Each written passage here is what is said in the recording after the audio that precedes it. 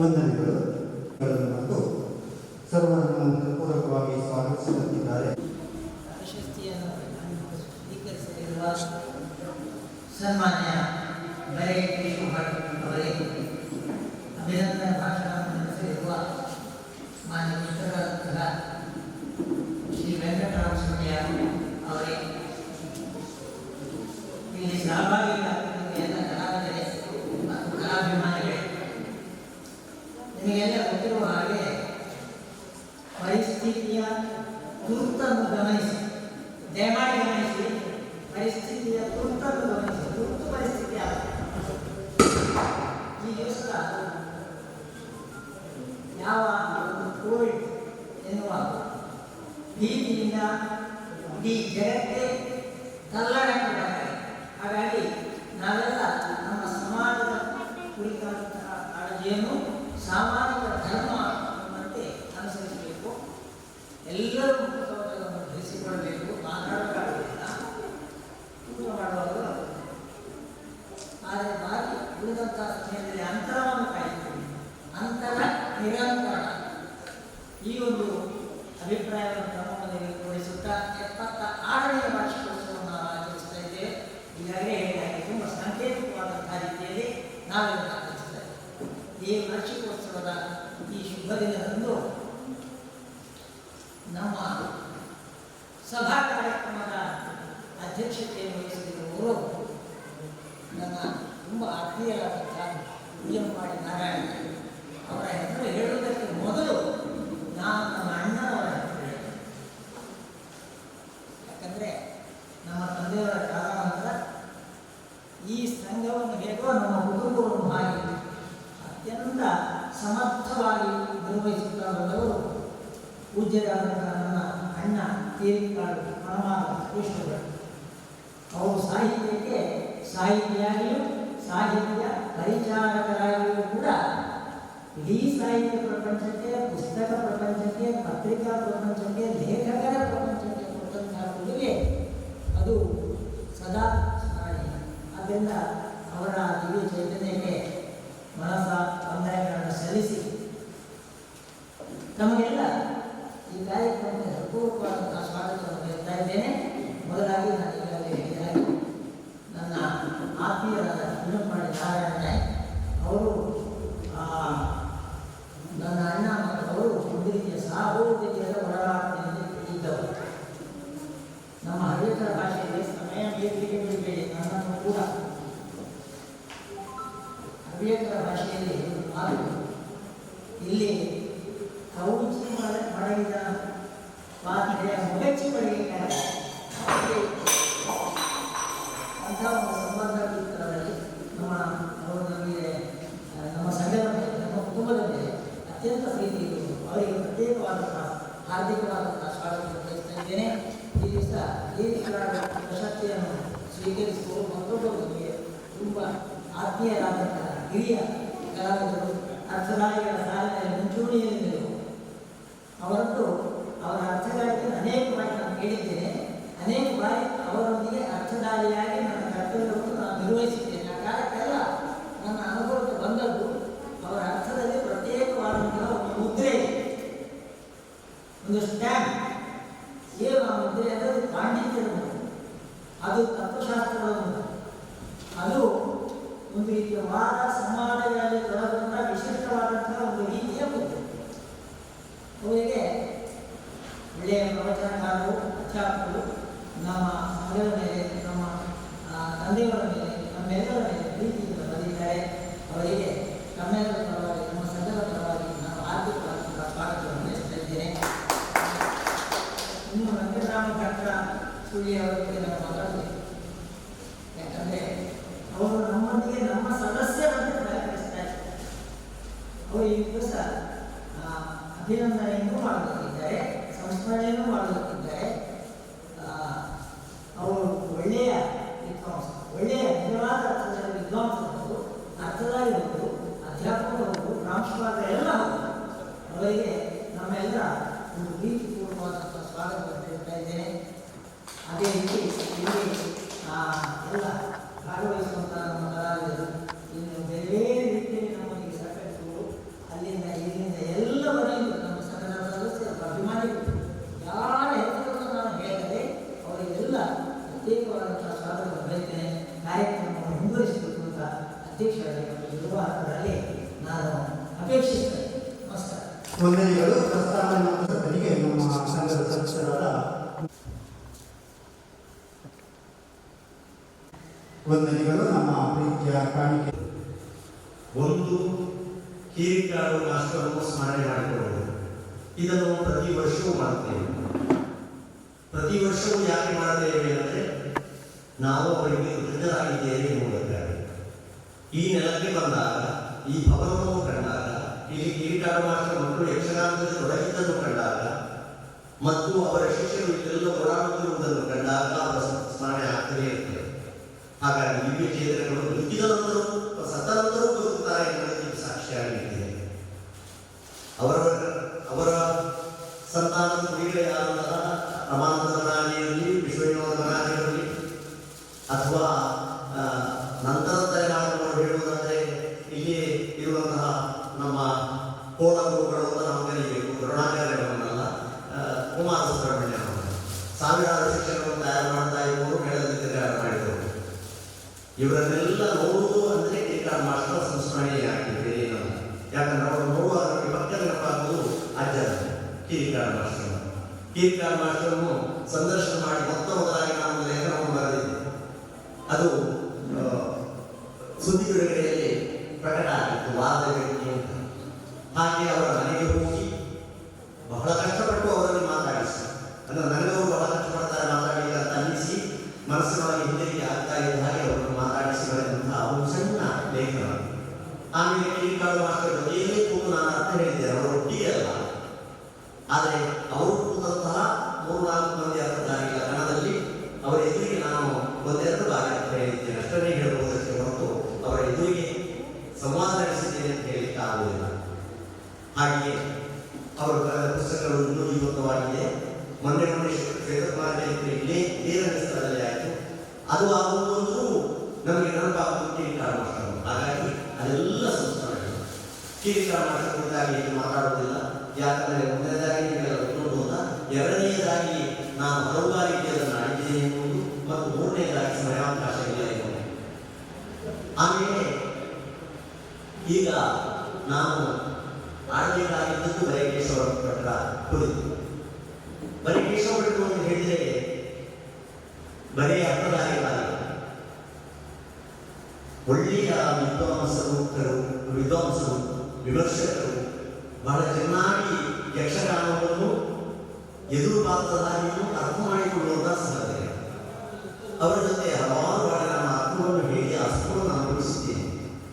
ನಮಗೆಲ್ಲ ಅರ್ಥಧಾರಿಗಳ ಎದುರು ಅರ್ಥ ಹೇಳುವಾಗ ಸಹ ಆಗುವುದಿಲ್ಲ, ಬರಿಕೇಶವ ಭಟ್ರ ಎದುರು ಅರ್ಥ ಹೇಳುವಾಗ ಸಹ ಆಗುತ್ತದೆ. ಎಲ್ಲಿಯವರೆಗೆ ಅಂದರೆ ಅವರಿಗೆ ಮಾತಿಗೆ ತೊಡಗುವಾಗಲೇ ಒಂದು ಸಂತೋಷ. ನಾನು ನಿನ್ನೆ ಅವರಿಗೆ ಫೋನ್ ಮಾಡುವವರು ಕೇಳಿದ್ರು, ನಾಳೆ ಸರಿ ಬಿದ್ದಿದೆ ಅಂತ ಕೇಳಿದ್ರು. ಅದಕ್ಕೆ ಹೇಳಿದೆ, ವೈದ್ಯೆ ಬಯೋರಜ ವಿಷಯ ಬೇಕಲ್ಲ, ಹಾಗಾಗಿ ರಜ ಮಾತಾಡಿಕೊಂಡು ಹೇಳಿದೆ. ಹಾಗೆ ಫೋನ್ನಲ್ಲಿ ಮಾತಾಡಿದೆ. ಬರಿಕೇಶವ ಭಟ್ರು ಹೇಗೆ ಅಂತ ಹೇಳಿದ್ರೆ, ಅವರಿಗೆ ಯಕ್ಷಗಾನದ ಸಮಗ್ರವಾದಂತಹ ಮಾಹಿತಿಗಳಿವೆ. ಅವರ ಅರ್ಥ ಹೇಳಬೇಕಾಗಿದ್ದರೆ ಅವರಿಗೆ ಎಲ್ಲ ಪದಗಳು ಬಾಯ್ಪಾಡಬಾರದು. ಅದನ್ನು ನಮಗೂ ಬರ್ತದೆ ಬಾಯ್ಪಾಡ, ಆದರೆ ಅವರ ಹಾಗೆ ಅಕ್ಷರ ಬೇರೆ ಬಾಯ್ಪಾಡಲು ಅನ್ನೋದಲ್ಲ. ಒಂದು ಪ್ರಾರಂಭದ ಒಂದು ಸಾಲು ಬರ್ತದೆ, ಆಮೇಲೆ ಎಣ್ಣೆಯಲ್ಲಿ ಸ್ವಲ್ಪ ಬರ್ತದೆ, ಮತ್ತೆ ಏನು ಗೊತ್ತಿಲ್ಲ ಅವರಿಗೆ. ಆಗಲ್ಲ. ಒಂದು ವೇಳೆ ಭಾಗವತದಲ್ಲಿ ಯಾವುದೂ ಪ್ರಸಂಗ ಪುಸ್ತಕವನ್ನು ಬಂದರೆ ಅವರು ಇಡೀ ಬರೆದು ಕೊಟ್ಟಾರೆ. ಇವತ್ತು ಈಗ ಮಧ್ಯೆ ಬಿಡುವ ಪದ್ಯಗಳನ್ನು ಸೇರಿಸಿ ಬರೆದು ಕೊಟ್ಟಾರೆ. ಮತ್ತೆ ಬಿಡುವುದು ಭಾಗವತಕ್ಕೆ ಹಾಗೆ ಬರೆದುಕೊಡಬಲ್ಲಂತಹ ಬಹಳ ಒಳ್ಳೆಯ ಒಬ್ಬ ನೆನಪು ಶಕ್ತಿ, ಸ್ಮರಣ ಶಕ್ತಿ ಇದ್ದಂತಹ ಸಂಪನ್ಮೂಲ ವ್ಯಕ್ತಿಯವರು. ಅವರ ಅರ್ಥ ಅಂತ ಹೇಳಿದರೆ ಅದು ತುಮ್ಮಿಗೆ ಹರಿಯುವ ನದಿ ಅಲ್ಲ. ಶಬ್ದವನ್ನು ಮಾಡಿಕೊಂಡು ಆಗಿ ಕಲ್ಲಿನ ಮರಗಳಲ್ಲಿ ಸಾಗಿ ಎತ್ತರದಿಂದ ಧೂಪ ನೀರಲ್ಲ. ನೀವು ಚಂದ್ರಗಿರಿ ಹೊಡೆಯಲು ಕಾಸರಗೋಡಿನಲ್ಲಿ ಹೊಡೆದರೆ ಕಾಣುತ್ತದೆ. ಹಾಗೆ ಅವರ ಅರ್ಥ ಆಗ್ತದೆ. ತುಂಬಿದ ಒಂದು ವಾಕ್ಯ ಆಗಿ ಮತ್ತೊಂದು ವಾಕ್ಯಕ್ಕೆ ಮಧ್ಯದಲ್ಲಿ ಸ್ವಲ್ಪ ಪಾಸ್ ವಿರಾಮ ಕೊಡ್ತಾರೆ, ಮತ್ತೆ ಆಚೆ ಈಚೆ ನೋಡ್ತಾರೆ. ನಿಧಾನವಾಗಿ ಪ್ರೇಕ್ಷಕರು ಸಂವಹನ ಮಾಡುವುದಕ್ಕೆ ಬೇಕಾಗಿ ಅನುಭವ ಪಡ್ತಾರೆ.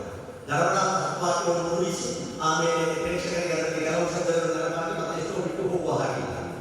ಒಬ್ಬ ಓರಣವಾಗಿ ಒಂದರ ನಂತರ ಒಂದು ತನ್ನ ಅಭಿಪ್ರಾಯಗಳನ್ನು ಮಂಡಿಸ್ತಾ ಹೋಗುವುದು. ಯಾವ ಪ್ರಾಣದಲ್ಲಿ ಎಲ್ಲಿಯೂ ಬರ್ತದೆ ಅಂತ ಖಚಿತವಾಗಿ ಬರಿಕೇಶವ ಭಟ್ರು. ನನ್ನ ಮಧ್ವ ಮತ್ತು ಆಶ್ಚರ್ಯ ಆಗುವುದಂದ್ರೆ ಅವರು ಇಡೀ ಕೆಲವು ಸಂಸ್ಕೃತ ಶ್ಲೋಕಗಳನ್ನು ಹೇಳ್ತಾರೆ, ಸಂಸ್ಕೃತದ ಪಾರಿಭಾಷಿಕ ಪದಗಳನ್ನು ಉಪಯೋಗಿಸಿಕೊಳ್ತಾರೆ. ಯಾರೊಬ್ಬರಿಗಾದರೂ ಅವರು ಹೇಳದ ವಿನ ಅವರಿಗೆ ಸಂಸ್ಕೃತ ಬರುವುದಿಲ್ಲ ಅಂತ ಗೊತ್ತಾಗಲಿಲ್ಲ. ಖಂಡಿತ ಮಾಡಲಿಕ್ಕೆ ಸಾಧ್ಯ ಇಲ್ಲ. ಅವರಿಗೆ ಸಂಸ್ಕೃತ ಬರುವುದಿಲ್ಲ ಅಂತ ಅವರೇ ಹೇಳಬೇಕು. ಅವರು ಹೇಳಿದಾಗಲೇ ಗೊತ್ತಾಯ್ತು, ಗೊತ್ತಾಗಲಿಲ್ಲ. ಯಾಕಂದರೆ ಸಂಸ್ಕೃತ ಭಾಗವನ್ನು ಸಂಸ್ಕೃತ ಮಾತಾಡುವಾಗ ಒಮ್ಮೆಲ್ಲೂ ಆದರೆ ಬರಿಕೇಶವ ಭಟ್ರು ಮಾತಾಡಿದರೆ ಯಾವ ಒಂದು ಶಬ್ದವೂ ಕೂಡ ಸ್ವಲ್ಪವೇ ಆಚೆಗೆ ಆಗಿರುತ್ತದೆ. ಅದಕ್ಕೆ ಕಾರಣ ಆ ಶಬ್ದಗಳನ್ನು ಸರಿಯಾಗಿ ಕಲಿತದ್ದು ಮಾತ್ರವಲ್ಲ, ಅದನ್ನು ಹಾಗೆ ತಲೆಗೆ ಬಿಟ್ಟು ಮಾಡಿರ್ತಾರಲ್ಲ.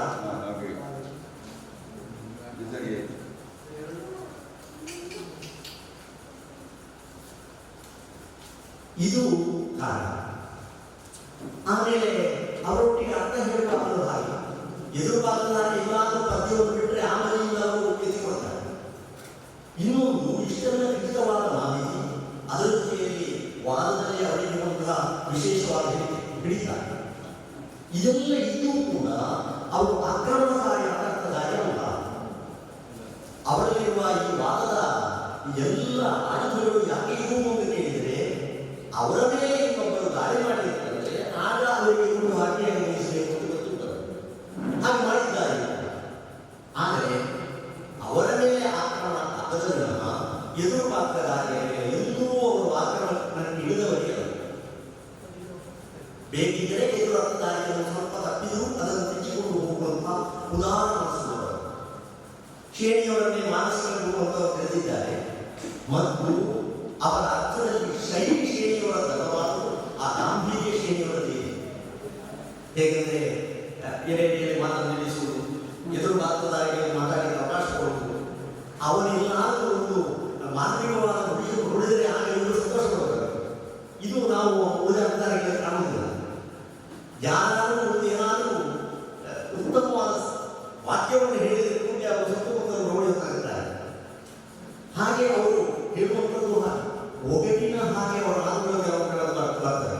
ಹೇಗೆ ಬರುವುದು ಅಂತ ಹೇಳಿದರೆ ರಾಮನೋ ಲಕ್ಷ್ಮಣನೋ ಅಂತ ಕೇಳುವ ಅಧಿಕಾರ ಕಾರಣದ ಅಧಿಕಾರಿಯ ಮಾತಿಗೆ ಅವರು ರಾಮ ಲಕ್ಷ್ಮಣ ಅಂತ ಕೇಳುವುದರ ಬದಲು ಕೇಳ್ತಾರೆ, ನಿನ್ನ ಸೀತೆಗೆ ಏನಾಗಬೇಕು ನೋಡಿ. ರಾಮ ಲಕ್ಷ್ಮಣ ಅಂತ ಕೇಳುವ ಮುಂದೆ ಬಂದಿದ್ದರು ರಾಮ ಅಂತ ಕೇಳಿದ್ರೆ ರಾಮ ಲಕ್ಷ್ಮಣ ಅಂತ ಕೇಳಿದ್ರೆ ಲಕ್ಷ್ಮಣ ಅಂತ.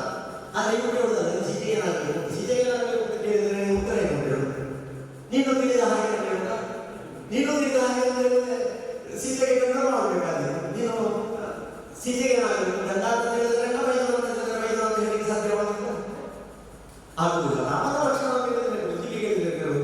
ಇದು ಕೇಶವಗಳಿರುವಂತಹ ಕೆಲವೊಂದು ಬಹಳ ಜಾತಿಯ ಪ್ರಶ್ನೆಗಳು, ಬಹಳ ಒಳ್ಳೆಯ ಹಾಗೆ ಮಂಡಿಸ್ತಾರೆ ಮತ್ತೆ ನಗುತ್ತಾರೆ.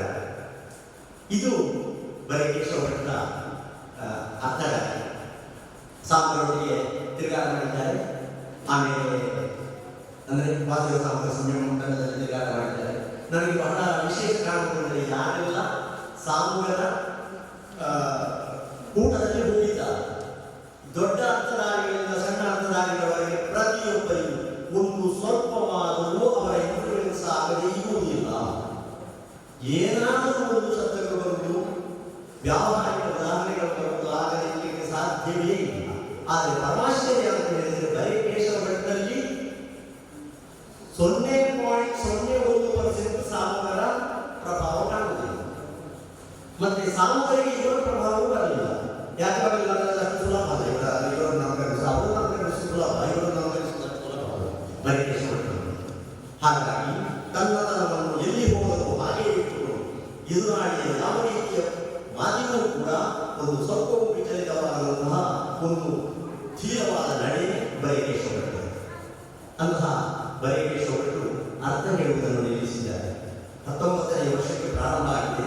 ಈಗ 79 ವರ್ಷ ಕಳೆದು 80ಕ್ಕೆ ಕಾಲಿಟ್ಟಿದ್ದಾರೆ. ಸಹಸ್ರ ಜನರ ದರ್ಶನಕ್ಕೆ ಎದುರು ನೋಡ್ತಾ ಇದ್ದಾರೆ. ಆಗ ಇಂತಹ ಈ ಸಂದರ್ಭದಲ್ಲಿ 2.5 ವರ್ಷದಿಂದ ಅರ್ಥ ನಿಲ್ಲಿಸಿದ್ದಾರೆ. ಅರ್ಥ ಹೇಳುವುದರಲ್ಲಿ ಮಾತ್ರ ಅವರು ಆದರ್ಶ ಅಲ್ಲ, ಅರ್ಥ ನಿಲ್ಲಿಸುವುದಕ್ಕೂ ಅವರ ಆದರ್ಶ. ಹೇಗೆಂದರೆ ಎಷ್ಟೋ ಜನ ಕುಡಿದು ಒಟ್ಟಾರೆ ಒಂದು ಅರ್ಥ ಹೇಳಬೇಕು ಅಂತ ಚೆನ್ನಾಗಿರ್ತದೆ, ಅದನ್ನು ಬಿಡಲಿಕ್ಕೆ ಕಷ್ಟ.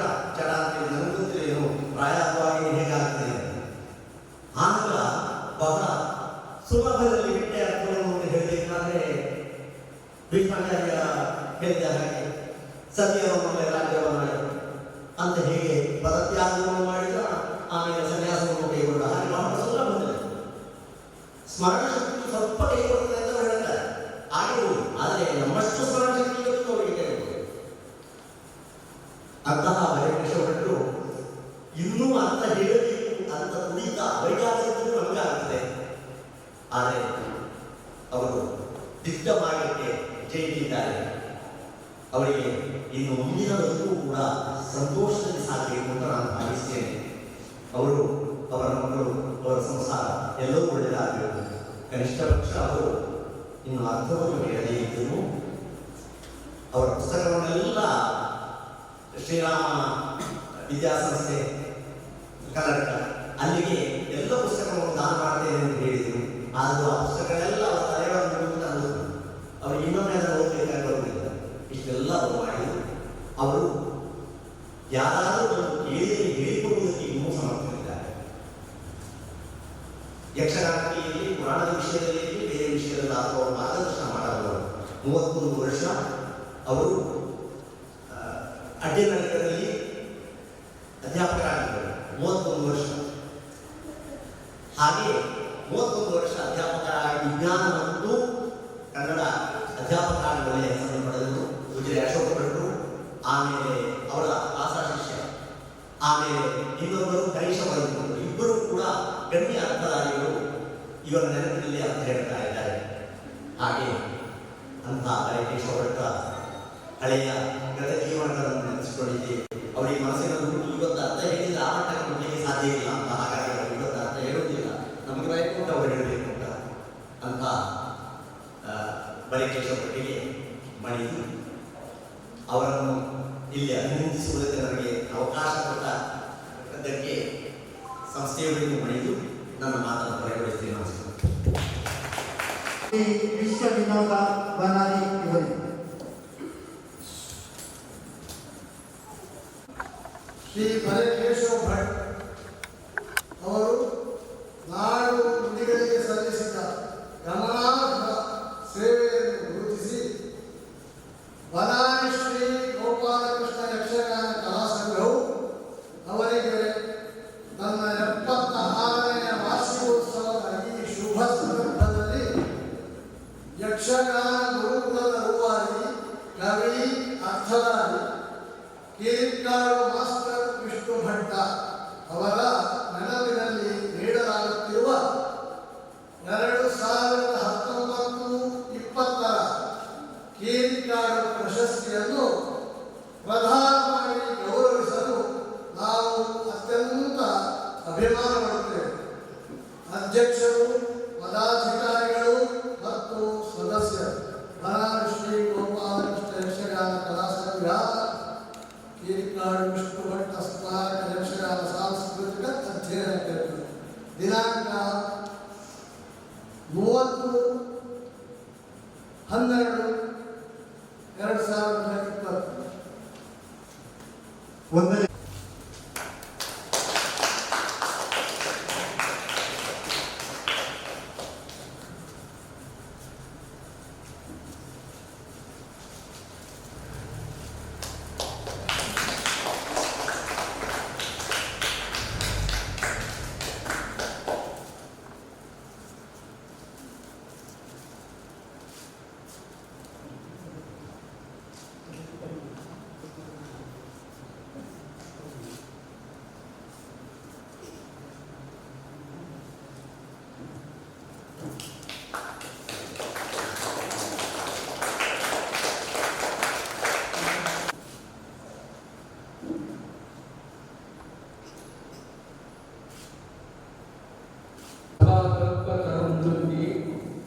ವೇದ ಶಾಖೋಪದಿ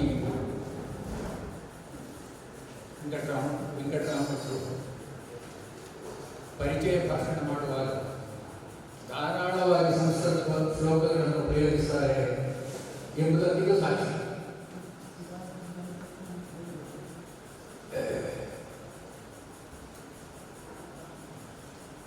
ಎರಡು ಗಂಟೆಗಳ ಕಾಲ ಅಲ್ಲಿಂದ ನಾನೀಗ ಮನೆಯಿಂದ ಹೊರಟು ಇಲ್ಲಿ ತಲುಪಬೇಕಾಗಿದ್ದರೆ 2 ಗಂಟೆ ಬೇಕಾಗಿತ್ತು. ನನ್ನ ಹಿರಿಯ ಮಗ ವಾಹನ ಚಾಲನೆಯಲ್ಲಿ ಬಹಳ ನಿಪುಣ, ಆದ್ದರಿಂದ 2 ಗಂಟೆ. ಎರಡನೇ ಮಗ ಬಂದಿದ್ರೆ ನಿಮಗೊಂದು ತಾಲೂಕು ಜಾಸ್ತಿ ಬೇಕಾಗ್ತಿತ್ತು. ಅಷ್ಟು ದೂರ ಉಂಟು, ಭೌತಿಕವಾಗಿ ಅಷ್ಟು ದೂರ ಉಂಟು.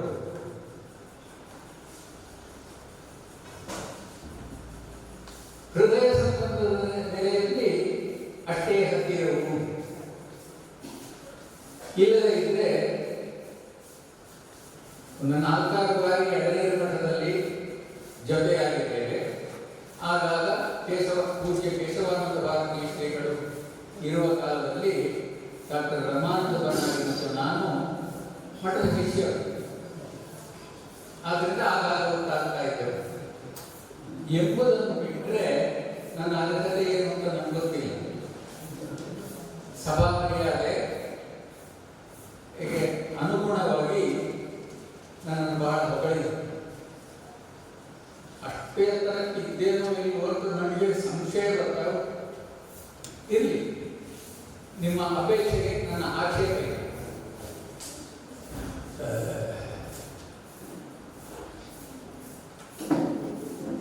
ಇತ್ತೀಚೆಗೆ ಒಂದು ದಿನ ಡಾಕ್ಟರು ಫೋನ್ ಮಾಡಿ ಹೇಳಿದ್ರು, ಕೇಶವ ಭಟ್ರೆ, ನಮ್ಮ ಅಪ್ಪನ ಹೆಸರಿನ ಪ್ರಶಸ್ತಿಯನ್ನು ಈ ವರ್ಷ ನಿಮಗೆ ಕೊಡುವುದು ಅಂತ ತೀರ್ಮಾನ ಮಾಡಿದ್ದೇವೆ. ಸಂತೋಷ ಆಯಿತು. ಯಾಕಂದರೆ ಕೀರಿಕಾಡು ವಿಷ್ಣು ಭಟ್ ಎನ್ನುವ ಚೇತನ ಉಂಟಲ್ಲ, ಅದು ವ್ಯಕ್ತಿ ಅಲ್ಲ, ಆ ಚೇತನ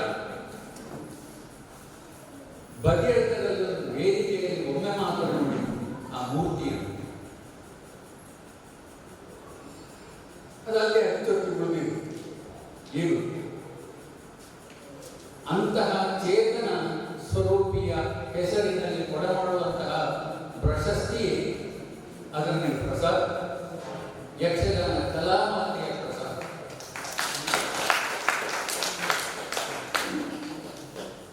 ಸಂತೋಷದಿಂದ ಅಭಿಮಾನಪೂರ್ವಕವಾಗಿ ಸ್ವೀಕರಿಸಿದ್ದೇವೆ.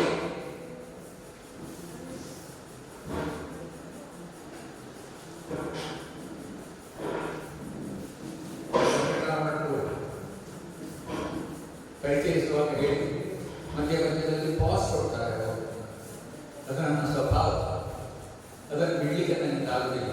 ಅರ್ಥಗಾರಿಕೆಯಲ್ಲಿಯೂ ಇತ್ತು, ರೂಪದಲ್ಲಿ ಮಾಡುವಂತಹ ಈ ಮಾತುಗಾರಿಕೆಯಲ್ಲಿಯೂ ಇದೆ.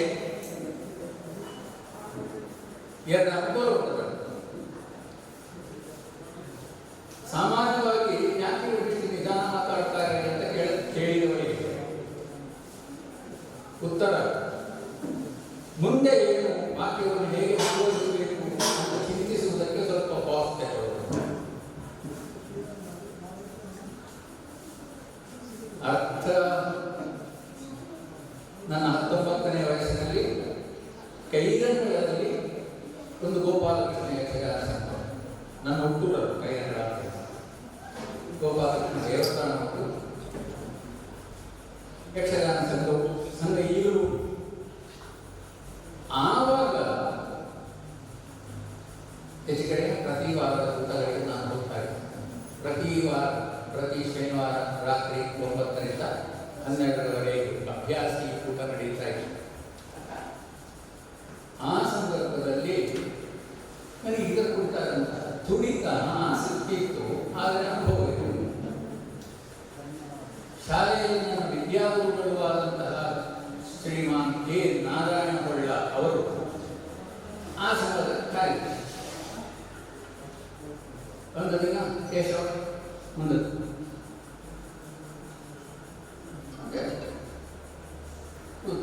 ಅರ್ಥ ಇದೆ.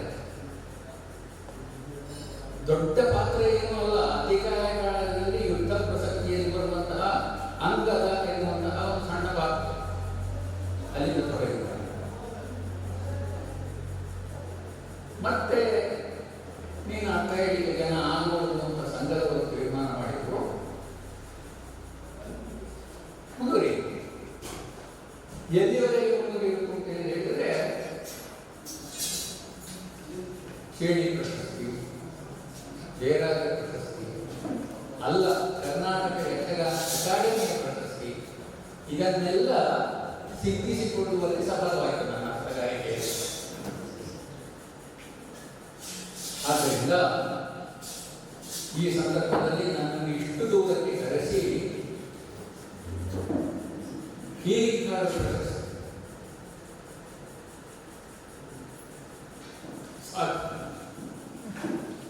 ಯಕ್ಷಗಾನೀಯವಾದಂತಹ ನನ್ನ ಸೇವೆ ಸಿಕ್ಕಿದ ಪ್ರತಿಫಲ ಅದನ್ನು ಭಕ್ತಿ ಪುರಸ್ಕರವಾಗಿ ಸ್ವೀಕರಿಸ್ತೇನೆ ಮತ್ತು ಕೊಡಮಾಡಿದಂತಹ ಎಲ್ಲ ಮಹನೀಯರಿಗೆ ಆದರಪೂರ್ವಕವಾಗಿ ವಂದಿಸ್ತೇನೆ. ಅಷ್ಟೇ ಇರುವಂತಹ ಕಿಂಚಿತ್ ಸಂಬಂಧವನ್ನು ನೆನಪಿಸಿಕೊಂಡು ಯಕ್ಷಗಾನದಲ್ಲಿ ತನ್ನ ಬೆಳವಣಿಗೆಯ ಹಾದಿಯನ್ನು ಸ್ಮರಿಸುತ್ತಾ ಅರ್ಥಪೂರ್ಣವಾದಂತಹ ಮತ್ತು ಭಾವನಾತ್ಮಕವಾದಂತಹ ಪ್ರತಿಯೊಂದು ನುಡಿಗಳನ್ನು ಆಡಿದ ಹಿರಿಯ ವಿದ್ವಾಂಸ ಶ್ರೀ ಬರೇಕೇಶ್ವರ ಭಟ್ಟಿಯವರಿಗೆ ವಂದನೆಗಳನ್ನು ಸಲ್ಲಿಸ್ತಾ ಇದ್ದೇವೆ. ಕಾರ್ಯಕ್ರಮದ ಕೊನೆಯ ಭಾಗಕ್ಕೆ ನಾವು ದಾಟ್ತಾ ಇದ್ದೇವೆ. ಅತ್ಯಂತ ಪ್ರಧಾನವಾದಂತಹ ಭಾಗ ಅಧ್ಯಕ್ಷ ಭಾಷಣ. ಕಲಾ ಸಂಘದ ಶೈಶವಾವಸ್ಥೆಯಿಂದಲೇ ಕಲಾ ಸಂಘದ ಜೊತೆಗೆ ಇತ್ತೀಚೆಗೆ ಯತ್ನಿಸಿಕೊಂಡಂತಹ ನಮ್ಮ ಹಿರಿಯ ಮಾರ್ಗದರ್ಶಕರು ಕಲಾ ಸಂಘದ ಅತ್ಯಂತ ಗಂಗಾವತಿ ಅಧ್ಯಕ್ಷರಾದಂತಹ ಶ್ರೀ ಹನುಮ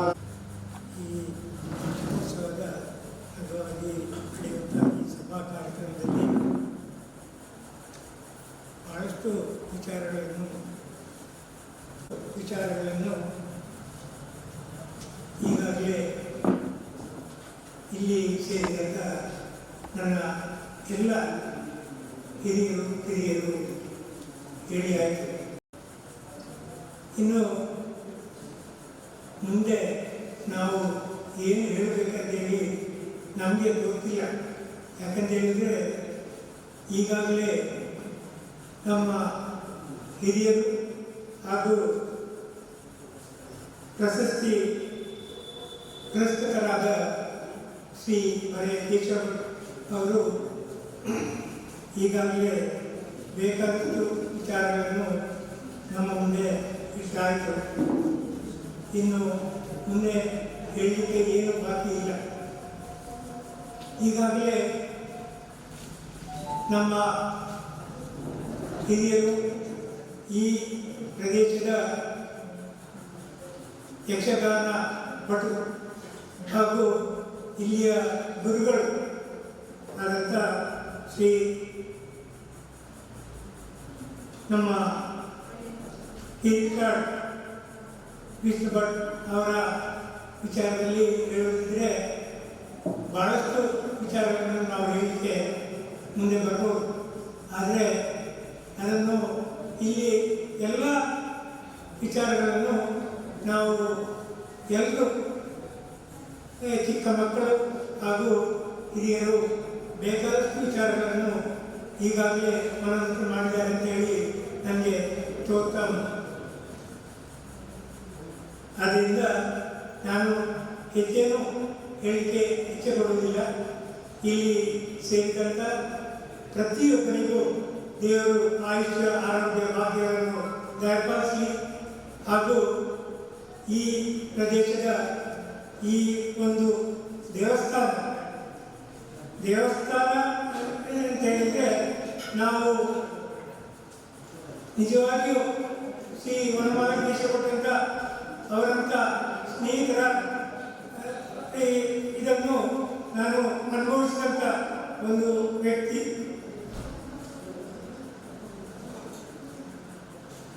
ಇದನ್ನು ನಾನು ಹೆಚ್ಚೇನು ಹೇಳಲಿಕ್ಕೆ ಇಚ್ಛಿಸುವುದಿಲ್ಲ.